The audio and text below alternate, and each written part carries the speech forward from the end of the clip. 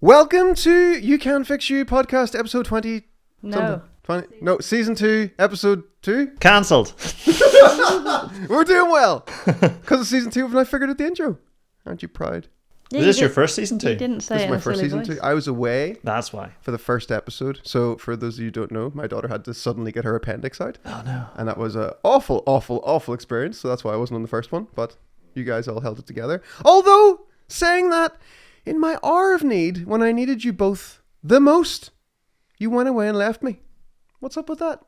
Just figured you could do with a bit of peace and quiet. Yeah, for Sick a of month. our crap. So you went halfway around the world? Yeah. You Yeah, went we did. down under? About as far away as we could possibly get. Yeah.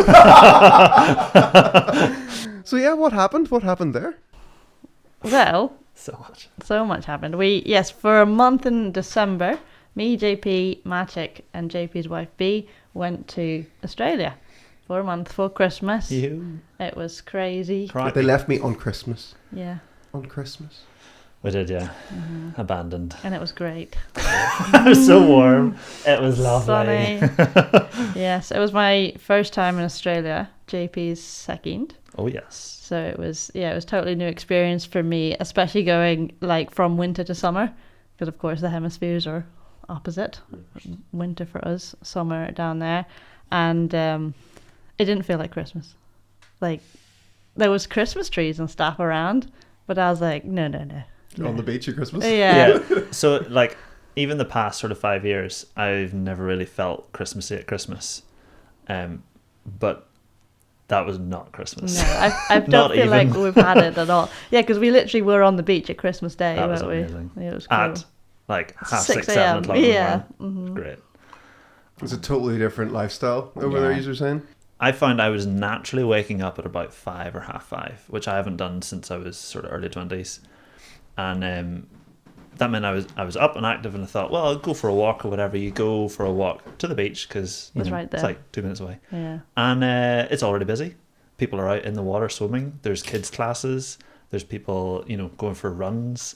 They're just, having a coffee. They've just finished a cycle. And you're like, oh my goodness. But so they starting your day, prioritizing movement, getting outside and doing something for yourself. Then you go off to work, do your work thing, and then you still got your evening. That's great. And doing it in the morning was key in many ways Oh, because yeah, the 'cause it's so temperature got so hot. Another thing we weren't used to. We were there during a little heat wave. I think they're having a bigger one now. Yeah, just a tiny one. That's a wee baby one. On one day in Sydney, it got to 42, 43. But luckily that was the day that we were lost in a river, so Deep in a river. deep, like waist deep in a river. Waist So- deep in the river? I have a photograph of JP just Yeah, stood there. just got my genitals tickling the water. Yeah, we got lost on a walk in the Blue Mountains. It's called the Grand Canyon Walk. It's not as big as the Grand Canyon, but it was still pretty epic. grand. I really loved it. But yeah, we missed a signpost completely, which when we finally found it again was Super really obvious. obvious. So obvious. There was a fence and stairs and everything. We just walked I was straight just past so into it. It's like, let's go this way. And I think we all had a similar moment of realization as we were clambering up rocks and a tree. And like, the path suddenly got very adventurous, didn't it? Oh well. And we, like a gentleman with a walking stick had come the other way, Yeah. like 5-10 minutes earlier, and being all like, oh, how much is left? Kind of concerned. And when we started doing this, like balancing on a fallen tree, shimmying around this boulder to not fall in the water, we're like, I can see why that guy was stressed. He must have really struggled with this bit. Yeah. That was crazy. And yeah, we were not meant to walk that way. Not at all. But I still think it was worth it. I mean, it the was rock formations up were really cool. Yeah, it was like being in a slot canyon, which is really yes. cool. More on this as we go. But how, as a company, did we prepare for 3 team members to go away gallivanting? Yeah, 3 out of 7. Sure, it's 3 not out like of we do 7. much, eh? Yeah. No, I don't think he missed us at all. Well, it's a tricky time for the company because during those 3 months, October, November, December, we do a Halloween sale, a Black Friday sale, a Christmas sale, and a New Year's sale. So we call it sale season. And not only do we have the normal business admin of getting promotion staff getting things sorted in the back end for sales. But we also, of course, make quite ridiculous and outrageous adverts for it. And it's one of our favourite things to do, is to go a bit over the top to create adverts. Which, if you haven't seen any of them, there is a playlist on our YouTube channel. Funny adverts playlist. It's very, very good. It's mostly why we have this business, to be honest. It definitely is. So we had to film 4 big sale ads before, and edit them before we went away in December. So that was quite intense. JP also had to make sure all the YouTube videos for December were edited and filmed. So you guys had a run of like, okay, we need to film this week, and we need to film next week, and we need to film. So I was looking back, through my annual leave, and took 15 days off in December. Sweet. Nice.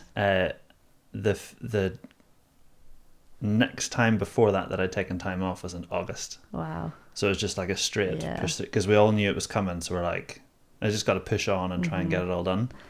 But yeah, that explains a lot. I love being busy. It's good fun. Yeah, it's tricky because if you and me ever get bored, we just think of something new to do, which is detrimental in a different way. Yeah. So sometimes being busy is useful. Yeah. So we did the For Fork's Sake advert. Yes. We did our Everyone Dresses Up as Tom for Halloween advert. Yes. We did the Santa versus Tom wrestling advert. And we also did the New Year's one. New Year's resolutions. Well. Funeral resolutions. Funeral resolutions, So that was them all, Which wasn't I it? don't think we could have done had it not been for an outside consultant. Yeah. Who suddenly became an inside consultant. He's an inside a job. mole! He's a mole! We There's a plant! We haven't officially announced No. on social media at Oh, all. crikey, yeah. Not at all. Oh, that exclusive. We have a new, I think we mentioned him last podcast too. We have a new old person that we've known for years. Yes, Probably we no now. longer than me. Yeah. Well, yeah. 2021, we Yeah. first started working. We have another Tom. We have in another the Tom. company. Tomer. We've Tom and Tom. got a second Tom, and it's caused no end of confusion. Yeah, he's the In the only company. member of the company that has to have a second name in his email. Yeah. Oh, yeah. Everyone else has a first name, and he is Tom too. Tom.Hughes. He's our new videographer. He was, An filmed editor our, extraordinaire. yeah, and he filmed one of our very first big ads back in 2021. No, before that. There was one before that. That was the first time me and Tom ever spent money on an advert.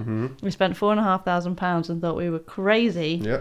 And then, later that year, maybe 6 months later, not even, we spent £40,000 on, 45,000? 45,000 on that Battle of Flong. Okay, I don't think we've actually talked about that.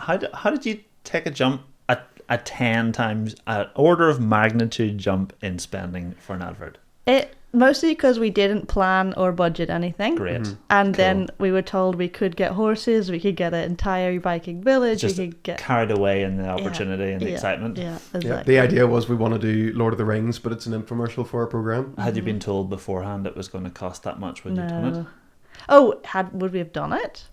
We were so carefree and lackluster at Yeah. that time, I think we Yeah. probably just would have. Because it Just- was like, oh, Yeah. we've never seen this amount of money before. Yeah. Spend it.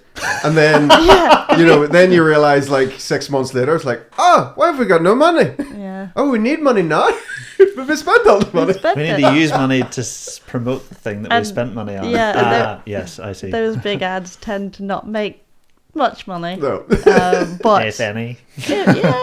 yeah, Battle of Flong will probably pay for itself in another 10 Let us years know or in the so. comments if you have ever got a program because of our funny adverts, Yeah, because we that would would like be to great. know. Yeah, because what To we justify find them, and please say yes. is that people buy off an image or one of Tom's sort of just talking straight to camera videos, and we're never Yeah. sure if it's oh yeah, that was the guy from the advert. Yeah, that sounds really good. Yeah. Or if it's Well, yeah, I completely think, separate. but I mean, it's still we're never going to stop doing them because it lines up so much with we just want to make people smile, even when they're in pain. We love it, and if we enjoy our work, we're going to do it better. And it's just ridiculous, which I think is one of the key parts of our brand is ridiculousism. Anyway, we got slightly off topic there. did, we did, we Just did. a tad. So what was your favourite part of your Australia trip? My Tip. my tip. Yeah. Favourite part of the trip? I'm gonna guess Jenny's was one of 2 parts. Oh. If she moves her hair, that's part 1. Australia Zoo. Australia It's Zoo. a podcast. Jenny is wearing a off-green fleece. Off green. Slightly fully unzipped. Jenny, like this is a public podcast. Quarter zip podcast. Jenny is revealing all today, apparently. It's a quarter zip. The title of the podcast, Jenny Reveals All. Uncensored. It says Australia Zoo on her jumper. Home of the crocodile hunter Yeah. and his son. Hunter, Steve And Irwin. Daughter. Yeah. Steve Irwin, what a guy. I feel like we talked about Steve Irwin before in a podcast. I think we did. Just that Maybe. sheer passion. I remember referencing him before. So yeah, was Australia Zoo your favourite part? Or was it going under the water? Oh, so yes, I think Australia Zoo, the Great Barrier Reef, or I really love the Blue Mountains Walk actually. The only thing that would take the coral reef out of my top. No. It was in the top three, but why it's not any higher Violent. is that I very proudly vomited on the Great Barrier Reef 3 times. Yeah, not once. Yeah. Not once, not twice, but thrice. So good, you gotta do it thrice. Yeah, I get seasick, as you know. But I thought once I'd be in the water, I would have been absolutely fine. Usually that's the case. You get off the boat and your body like calms down. No. Not at all. Yeah, you guys don't react how I expect people who get seasick to react. Oh, how's that? Like when you're on the water surface, to me, is like the most calming and relaxing. The higher you are up off it, the more stressful it is, and the movements get pronounced. But whenever we did that explosion tank advert, when we Was got it into the thingy? small boat, you guys were like, It's "No." it's just because of the movement is so awful. Like it was so, the boat was so small, so it was just constantly rocking, and that's what gets for me. I don't think it would matter how far away from the surface I was. It's just the rocking motion. Yeah. So yeah, because it was such a windy day that we were on the Barrier Reef, when I was floating, looking down because we were just snorkeling, my whole body was still rocking, and I was trying to look at the reef. It still makes me sick thinking about it now, like queasy. Ugh. But it was incredible. It was really, really cool. So, We saw favourite of the two? turtles. I don't know. Because it was so different. Like, Australia Zoo was awesome. I wanted to go there since I was a child. Because Jenny loves animals. Yeah. And I loved Steve Irwin. I watched his programs when I was a kid and all.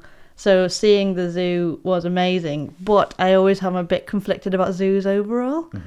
It's a funny one about when you love animals, are zoos a good thing or are they a bad thing? So it's like, I don't know if it was my ultimate favourite, rather than seeing the animals in the wild, which was really cool. Because there was just wildlife everywhere. Oh, Kangaroos everywhere, yeah. just rocking around the school just chilling. fields, and koalas in the trees, and like massive cockatoos and bats. We were in Sydney. Tom.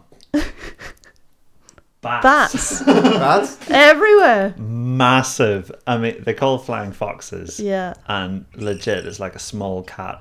Not a small. They're It's like a so cat-sized cute, bat in the sky. Just squadrons of them. Yeah. I would It's not amazing. do well. It was like Australia was being invaded by bats. Because B and I were walking in Geelong, and at one point I just turned to B and was like, "Look at the tree! Look at the tree! Look at the tree!" And this tree is just covered in bats hanging upside down middle of the day. Yeah. That was Crazy. awesome. But we were the only ones looking at the skies. Yeah, we These were four still with tourists cameras and filming stuff, just the like, whole "Oh, look at thing. this." Yeah, and the locals just like, happens It's just every bats, single day. Yeah, It's a my big deal, goodness. guys. It'd be like us getting excited about seagulls. Pigeon! Yeah, There's a pigeon! pigeons, yeah, Yeah. totally. So favourite part, just general wildlife then? Yeah, I think so. Because it's different. Australia in general is just class. And it's different sounds as well. Like you get up in the morning and you hear like a cockatoo or a kookaburra or I think because sound immerses you so much in a place, because it was so different, it just made everything not unique, but just like took you to different headspace, different. What was your favourite part, JP? So for the trip, the two couples, we kind of strategically knew a month is a long time to spend with anybody. Yeah. So we were going to 4 different locations, and on 2 of the locations we stayed in the same accommodation and did the same activities. In one we stayed in the same area, shared activities, and then another we just kept our distance. And that was my favourite. Not because of that, Wow. but because B and I did something very different. We went on a road trip. My. So we we had a Don't know if we camper wanna van, know. and we went and did the Great Ocean Road. And the first stop on the Great Ocean Road is a town called Warrnambool. Warrnambool was wonderful. It's this like seaside town, city, classic beautiful beach, loads of people using it, windsurfers, paddle boarders, swimmers, runners, dog section, and then there was a national park just down the road that we went to at sunset one night, and again all the wildlife. There was koalas, wallabies, kangaroos, emus, just chilling, just straight walking around. It's like this volcano site, you walk around it, beautiful. And then the town has a local hero, which is a dog called Oddball, because they have a little island that's got a penguin population. And at one stage, the population was decreasing, and they're like freaking out because it got down to like 10. And that meant that they were going to lose their sanctuary status. And so a local farmer put a dog out on the island because it was foxes. Foxes were going out to the island, killing the penguins, and this dog protected them like it was a herd of sheep or whatever. And then the penguin population grew back up again, and now there's like a permanent base of dogs to protect the island. And I just thought that was really cool, because you had these little statues around the place of this sort of hero, and sweet. They had an outdoor park. Oh. You loved it, Tom. So Outdoors, he would not have loved it. I like outdoor parks as long as the weather is exactly to my liking. Yes, yes, exactly. It had a maze. It had like kids play area with like zip lines and all that stuff that wasn't vandalized, wasn't graffitied, was well maintained. There was a pond that you could go out and do like pedalo things, open area where you could kick a ball around or play with your pets or whatever, and small people, big people. It was great. And it's free for everyone to access. Free barbecues. Great. Yeah, I really like it. If it wasn't for the spiders, I'd be jealous. There was only one spider incident Oh, yeah. where B's towel somehow ended up in a bush overnight. And JP went to go rescue it in the morning, and we didn't realise there was a spider in it. Mm-hmm. I'd shook it out before I brought it in, thinking, That guy was sweet. clinging on. Oh, it knew. And B opened her towel up in the bedroom, was on her bed, Yep. and I just heard this scream, and I was like, she's hurt. What's happened? Someone's come in the room, and there's a spider. What's JP done? I don't know where you two I was were. in the shower. Oh, right, yeah, because it was just me and B sorting this out. And yeah, it was so big that a glass, I was going to catch it and release it, and a glass would not fit over it. I would have broken its legs. I had to get a bowl to get all its legs in. Just think, if she hadn't seen it and she went to like dry herself. Oh, yeah. You just sort of had to get a new wife. Or if you hadn't seen it and then it stayed in your bedroom all night and then you gone to sleep. No. Anyway, back on to what we do. How did Yeah. training go whenever you guys were away? How did you find being in Australia, being away from all of your usual places? Yeah. How did training go? So when I go away, this will come as no surprise, but I generally make a spreadsheet to plan my training and what I'm going to do each day. But that works for, a 3-4 day, 1 week, 2 week trip. Try to plan for a month is very difficult. So I was like, I'm just going to keep it loose. Uh-oh. I can go with the flow, Uh-oh. see what happens. Uh-oh. Yeah, I wasn't super happy with how training went. Going with the flow is not my style. It would take a long time for you to like recalibrate to that style. Oh, yeah. And when you're away is not the time to do it. No, and especially because we were jam-packing the trip. Like, it was basically 4 1-week holidays that we did rather than a month. Plus, in those 4 holidays, our average step count was grossly higher than we're used to, which Over is a bit of a problem 20,000 for you. steps, yeah. And yeah, that takes a different toll on your body. Totally, yeah. Because when you're walking so much, you have like a lot of niggles and aches. Like my ankles don't cope with that super well. You can get like lower back or hip pain, and I think you towards the end were actually getting a bit of plantar fasciitis creeping in after a flare up earlier in the year. So yeah, like a lot of walking does then affect your training, and yeah, the schedule where the day was so full that it was tricky to fit it in beforehand, because some days we were having to leave at like 8-9 o'clock, so you'd be having to train at like 6, which is the Australian way. Oh yeah. But then you're not getting back till like 8-9 p.m. and you just don't want to start doing something at that time. But we still did get in a lot of training. I mean, I could open up my spreadsheet here. I'm just opening up my app. And see, because what it became for me was my priority was just getting in a bit of mobility work every day rather than training, because I feel like when your training suffers, as in you get out of your normal routine of like your strength training, your cardiovascular training, the most important thing to do is still look after your joint function and how your body moves, so that when you get back to your training, you're not like, oh, I'm so stiff, whatever. You filmed a follow along while you were away as well, didn't you? I did, 4 after walking. I think we had just done, like, that was in Cairns, I think I filmed that. Yeah, it was. And you did a program update for Splits and hips, yeah. So Splits and hips, way back when it was first created, had a warm-up session. But when I was testing it, a lot of people didn't do the warm-up session because they just wanted to get stuck in. So I removed it. And all these years later, I'm like, why did I remove that? So I filmed the 5-minute warm-up that was never made it to the original program to be included once again into the Splits and Hips program. Nice. So if you have it, keep an eye out for that update. It's coming. At some point. Probably. Definitely at some point. When things calm down. Yeah, I think we've got a quiet month coming up. What, did you take any equipment with you? Resistance bands. Oh, ours got confiscated. Oh, yeah. Yeah. You got your resistance bands confiscated? Yep. Ah, Lethal weapon. Tom. guess you strangle a pilot, I suppose. I think it was more to do with they didn't really know what it was, and then by the time Yeah, just tell them it's kinky sex gear. by the time sort of BA come around to explain to them what it was, they'd already made the decision they were going to get rid of it, so there was no coming back. Yeah. Um, Australian border control is quite pretty strict. fierce, Yeah, which is good, you know. unless you're a passenger.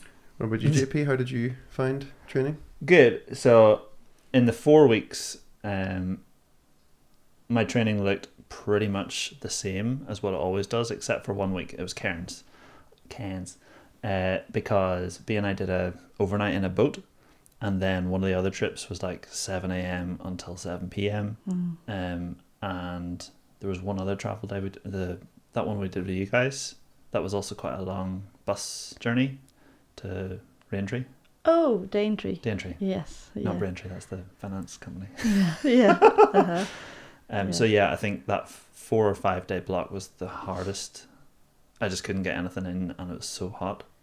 Yeah. You banged out a lot of CrossFit gyms, though, did you? Everywhere else, yeah, I made it a priority to go to a CrossFit gym in each city, and then I followed the training program. I followed CrossFit Linchpin. They do sort of three main tracks. The main track, a dumbbell or limited equipment option. So if you've got dumbbells and a pull-up bar, you can pretty much follow it. And then a no equipment option, Neo. So I did the Neo, where you just L-sits, running, push-ups, squats, and it was enough to just keep me ticking over, which was great. How did you find the people in the CrossFit gyms that you met? Australians? What are Australian CrossFitters like compared to normal CrossFitters over here? Exactly the same in many ways. Yeah. It's like that's the man, because do anyone this crazy thing. I ever talk to on a call that's Australian that I would have, the banter is the same. It It's seems great, very the same as here in Northern Ireland and Scotland. I mean, it's very... The history of Australia is British people went to Australia. yeah. So, and we're not too far away. We're like, 200 years at the most away from being English people. So, yeah, it's very similar culture. And for the Irish majority of comedians do people. very well in Australia. Yeah. There's a good correlation there where they don't necessarily do as well in like America or whatever. So it's definitely a sort of sister country or brother country, or I don't know what they call them. Did you find it harder to work out in the intense heat? When I was working out by myself, I worked out early in the morning, just get it done before breakfast or whatever. So no, the times we did go to actual gym, it was usually either a lunchtime class or an evening class, and it was hot.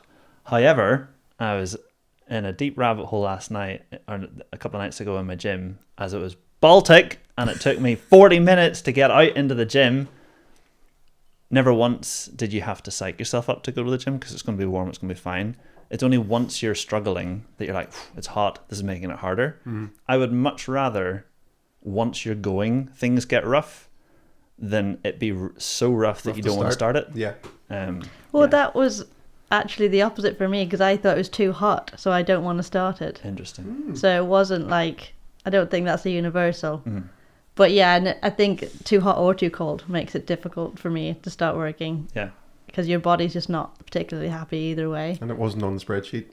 Well, that was the main temperature issue. of the day should be on the spreadsheet. It was the main issue.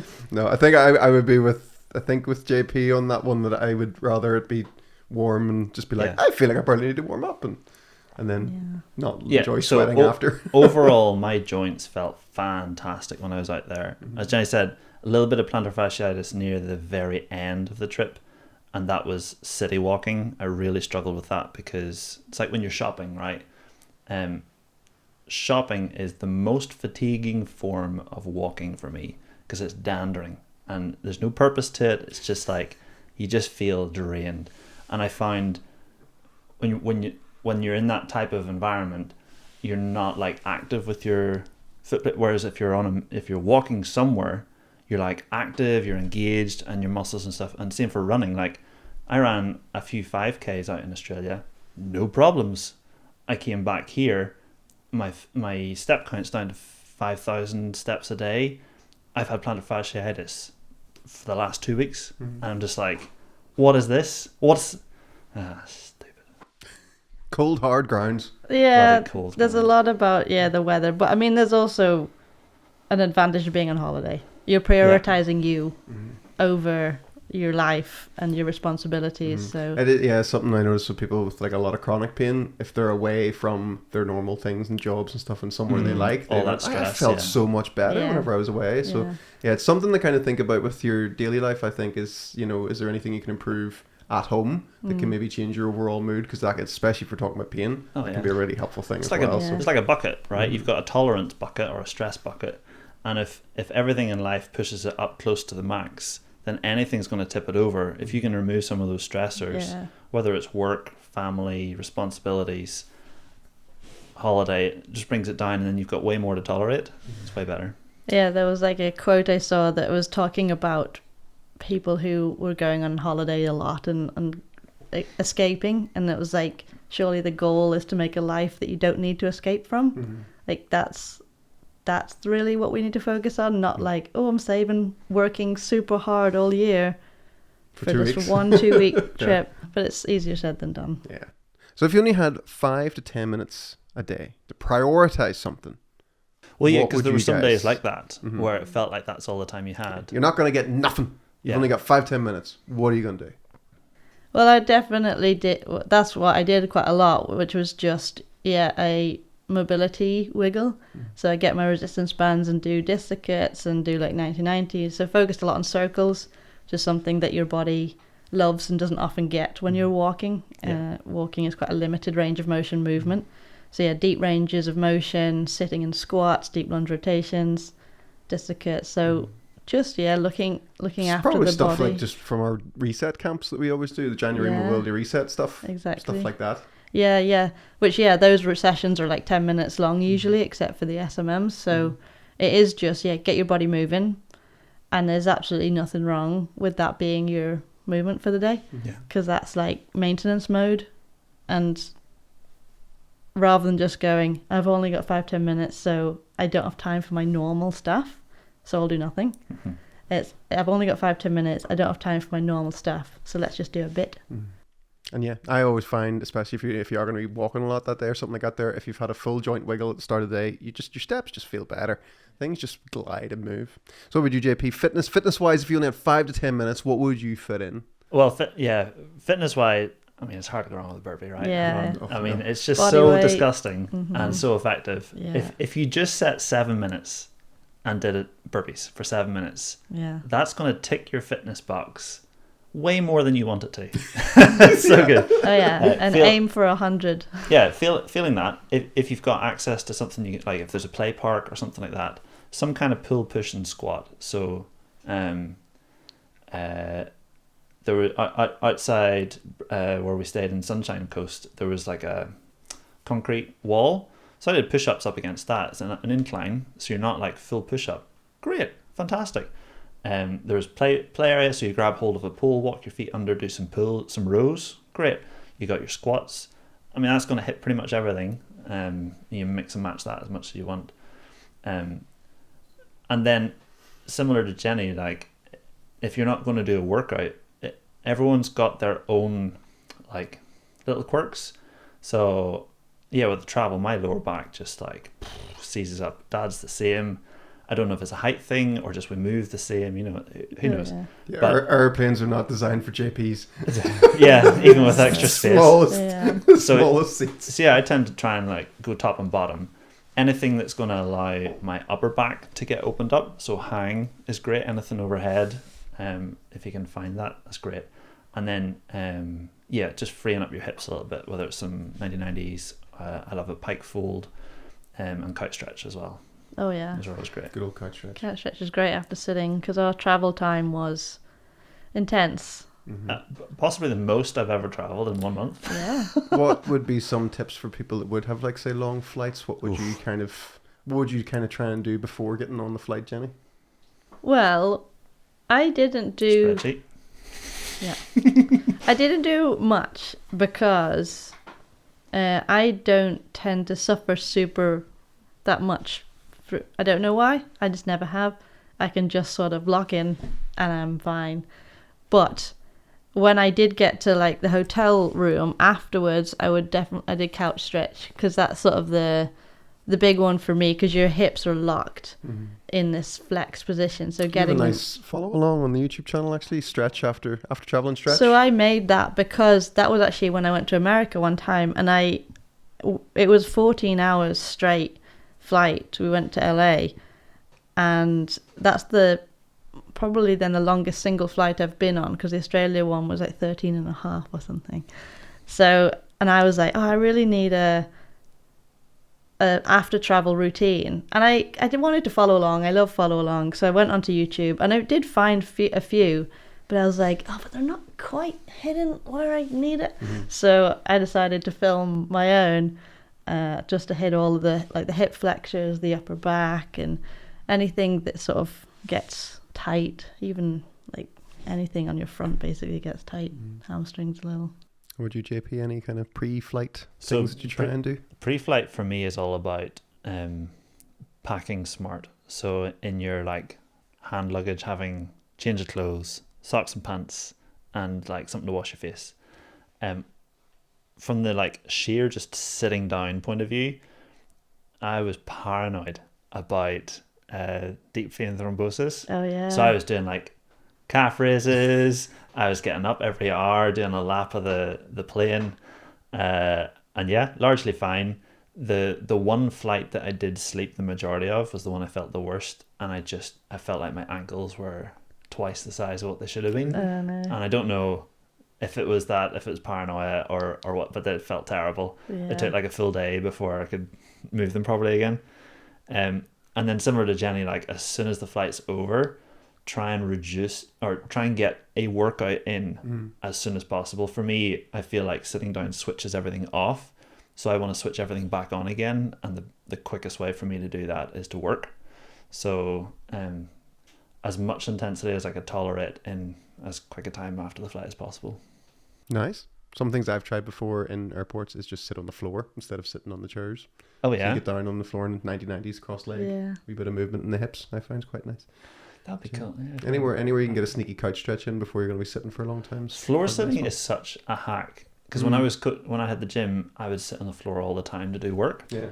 and yeah, you just it just hits your body different, Yeah. doesn't it? Especially because it's also mildly uncomfortable. So you change your position You do, yeah. Yeah. rather than just sitting in your nice comfy chair in the same position for hours. You're like, oh, I need to move. So you Yeah, you're not You do. supported. You're Yeah. literally having to, yeah. so you do Yeah. tend to which is one of the keys about long sitting overall. Don't. If you could avoid it, it's not about how you sit. It's about the length of time that you sit for. So even like the special chairs that offer different supports or positions, it's still more beneficial to get up not sit, and yeah. have a wiggle every hour. And I don't mean go for a 20-minute walk every hour because you can't, but just standing up out of your chair and do a few hip circles or something is far more beneficial than trying to find the perfect seating position. A big problem for a lot of people when they travel is that they feel guilty because they've dude, fallen off the wagon Yep. of the routine. So what do you guys think? How should people feel instead of feeling guilty, or is guilt good? What should we do? Should we be guilty if we can't do our normal Interesting. stuff? Yeah. If it's harder to do what you normally do, should you just be like, ugh? Yeah, this is something that I would struggle with a lot because I do like routine and I like to tick my boxes and this is what I do. And if I don't do it, it is a little stressful, to say the least. But so my not working out, I was still doing 3 workouts a week. So like that's still quite a lot. Which is, yeah. I understand that. The average gym attendance in a week for people who have a gym membership is like 2.2. Yeah. So you're already winning there. And I was doing daily mobility. So like me being guilty about only doing 3 workouts a week would have been very silly. But still I was feeling that. So I suppose the first thing to do is, I would say decide at the beginning of the holiday, depending on the length or whatever. It's like, how am I going to approach this? Am I going to take a week off training? Because you can. A week is fine. 2 weeks is If I'm going away with the kids fine. and want to spend time with the kids, training can go away. I'm busy. And make that decision. Or if you're like, no, I want to keep up some training, make a little plan. It doesn't have to be as in-depth as my plans. But think about, okay, am I going to be happy with body weight workouts in your hotel room, whatever? Great. Do I want to find a local gym? Awesome. That's sometimes really nice because you get to meet new people as well. But like, make that decision and be okay with it. Don't be like, I'm going to take a rest week and then halfway through go, oh no, I haven't done anything for 3 days. I need to do something. Like, it's fine to take a rest week. Yeah. You've got a finite time here with a definite end point. Yeah. Most of the time. I mean, I'm sure there's some people who decide, nah, I'm not going back. Holiday forever. A definite end point. So it's not like I've failed or I'm never going to go back to exercise. Yeah, your routine's just changed. Exactly. And that's okay. Yeah, You're not broken. temporarily. Yeah. So maintenance is still a win when life gets busy. Oh, yeah. Oh, yeah. Look at 100%. that. Look at that first soundbite, Jenny. That's a great soundbite. Good. What about you, JP? Should people be guilty? They're missing their workouts. How very dare they? So I'm kind of split on this, but I'm a big fan of making things binary, yes or no. It helps when you're trying to make a decision. It also helps, I think, in circumstances like this. So I wrote it down because Didn't want to forget it. I didn't want. Yes. Are you working towards a goal at the moment? In other words, are you training for a marathon? Are you doing some sort of jiu-jitsu competition? Are you doing a physique competition? Then yeah, you should be stressed. You should be guilty because it's your goal. Like that's your Yeah. focus. That's what you've put so much effort into it. You don't want to take steps back, and that guilt is going to get you back sooner, and it might push you to do things when you're away that you otherwise would have shrugged off. So I think that's a good thing. However, I'm in a period of my life where I don't have fitness goals really, and very much I'm just in investment territory. I put workouts in, I do movement as just a base level of health, rainy day fund. Knowing that there are times where I'm going to have to make withdrawals. There's times where I'm going to be away and I can't train, or I'm going to get hurt or sick. And in those circumstances, that helps remove the guilt, because that was the whole point. You put this stuff down so that you can withdraw and not have it affect your life. And then whenever you're able to, then start investing again. It's no bad thing to take a break. And if you're away and you just feel good whenever you move and are active and you have the opportunity to do it, but don't feel like it owns your life. Shouldn't control your life. It should enhance your life. Yeah, exactly. Definitely. Yeah, especially if you're on holiday with people who don't maybe prioritize movement, which is great to encourage them. And if they see you doing bits and bobs, they might be like, "Oh, I could join in." Mm-hmm. But you might also be trying to work around a schedule that doesn't actually leave time for exercise. So yeah, that's when those 5-10 minutes. What do I prioritize as the most efficient ways to get things done comes in. Mm-hmm. You may even find as well, this is one thing I found whenever we went to Tenerife, was that my kids didn't get up till like 8:30 in the morning. And like, because it was warmer, if it's warm, I get up much earlier. So I was getting up at like 5:30, 6, and I was like, I have 2 hours to myself. This is amazing. So I actually, at that time, I actually went to the gym more than I would even at home, because it was just like, I have 2 hours of nothing to do here and I'm wide awake and ready to go. So it was great. I went and got a coffee, watched the water for a bit, and then went to the gym every morning, came back and got them up to go for breakfast. If you're away and you find yourself that you're waking up earlier and everyone else is sleeping or whatever, it's like, do something. Why not try something you haven't tried before? Get after it. Well, yeah, because your hotel gym had a lot of machines that you don't normally use. So fun to just like get a sick pump. Lat pull down leg session every day. That gym in Sydney. Oh my god. Oh yeah. There's a good gym in Sydney. What's the name of it? Crunch. Go I to think Crunch. It's a franchise. It's unreal. Crunch Fitness. They had every machine known to man, Tom. Jacob's Ladder, rope pull. Yes, GHD. They had like bodybuilder section, machine supported section, cardio section, functional fitness, Olympic weightlifting, grappling. They had a dance studio, Pilates, reformers. Area. They had plunge tanks. They had did I say dojo? There's a dojo as well. Basketball They had courts. basketball courts upstairs. They had an outdoor training place. Everything that you could possibly. They had a snack bar, smoothies. Oh, dude, Snack bar? crazy. I'm in. And it was like what, like $15 per person, which is like $7.50. I can't remember. Yeah, or maybe $25. So That would make more sense. Yeah. So it's like for us to drop in. So to have a membership would have been even more efficient. That'd be crazy. To have all that stuff there. And Literally, it's great. Anytime you walk in there, no matter your physical condition, there's something you can do. Yeah. Yeah, no matter what you're interested in as well. Yeah. I love it. So Australia then is a thumbs up. Thumbs up. Double thumbs up. Would you do it again? I wouldn't do the same thing again because it was very intense. But there's still so much there that we didn't see that it is pretty awesome country. I suppose the one big thing about going from here to Australia is the travel. 24 hours of travel. That's a lot of travel. And the expense to get there. So if you take out those factors, Yeah, if it didn't cost 6 months of saving to go, yes. It's also ruined my January. So maybe no. But I don't know. I think you've been in a really good mood compared to last year. Yeah. Oh, that's good. Yeah. I think you needed that. But yeah, I was thinking the whole time when you guys were away, this is the mildest December we've ever had. The weather's not been that bad at all. So I was like, maybe should have went in like February or something. So I think if I went at this time of year again, I would go in January because I love Christmas, and Christmas is one of the few times that I see my family in the year, so I miss that. So I wouldn't miss Christmas again. And then if you go in January, which is kind of more miserable than December, because December you've got that Christmas, you've got the break. Because we have a 2-week break at Christmas anyway, so it was like I feel like I didn't get that. I didn't have my Christmas. I didn't have my New Year. Yeah. So it's like, I think next time I'd go in January. But I think, like... Well, February's pretty miserable. Magic B and I had a much easier time because we were very clean cut. We're not working when we're away. Whereas Jenny had work, didn't have work. And I know you're more used to that sort of flexible, but I think that just makes it difficult. Well, yes, because... You've got that constant guilt of I should be doing more work. I was like trying to fit in workouts, trying to have fun, trying to hang out with you guys, and trying to work. So it was every day was pretty intense.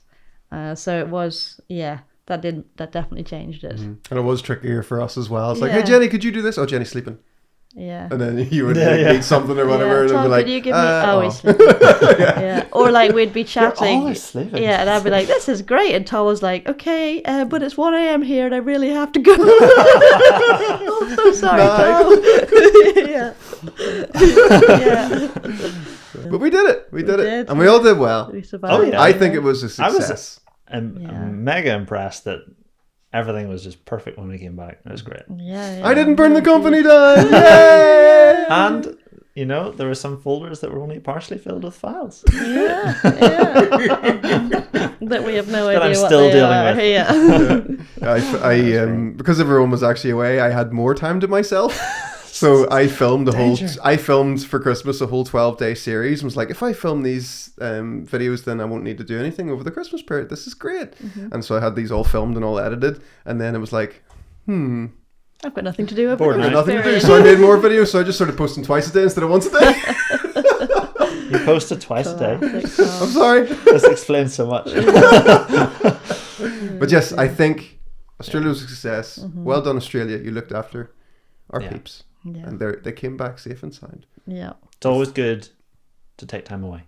Always Definitely. Yes. Change in routine, learn new stuff. Oh, Well. I thought that was going to be soundbite. That was pretty good. Oh. Let's all finish with a fake soundbite that sounds like as if we're extremely deep. Don't look at the cheat. When life gets hard, lock in. Jenny, I don't. wisdom. Impart wisdom. Expart wisdom. Is impart right? Impart's right. Impart, yeah. Always, depart wisdom. Always impart wisdom. Always impart wisdom. JP. When life gets turned upside down, use a straw. And on that note, we'll see you in the next one. Oh, God. Bye.